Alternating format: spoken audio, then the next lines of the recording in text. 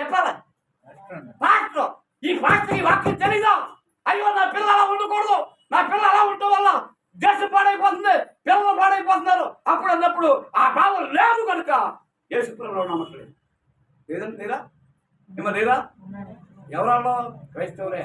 బిడ్డలు వేసుకోడు, షెడ్డీలు వేసుకోడు, jean pant వేసుకోడు, T shirt తీసుకోడు, ఇంకా ఇంకా ఇంకా ఈ మధ్య ఇంకా గొప్ప ఈ జట్ట మీదంతా సిల్లు. కాలేజీ పిల్లలండి కోర్టులో పెచ్చకపోతుంది, ఫోటోలు తెస్తున్నాను చాలా తీసారు. ఇప్పుడు చూస్తే గొడవ వచ్చేది నేను చెరిపేస్తున్నాను.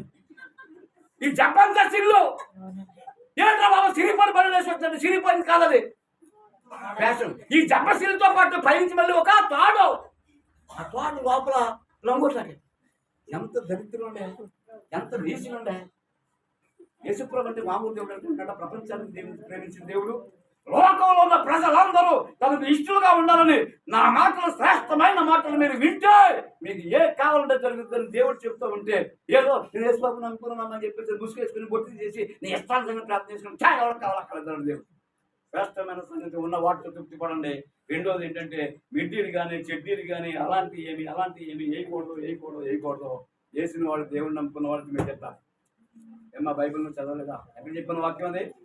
జఫన్యా 1వ అధ్యాయంలో 8వ వాక్యంలో అన్య దేశస్తుల బట్టలు పంజాబీ డ్రెస్ మంది కాదు.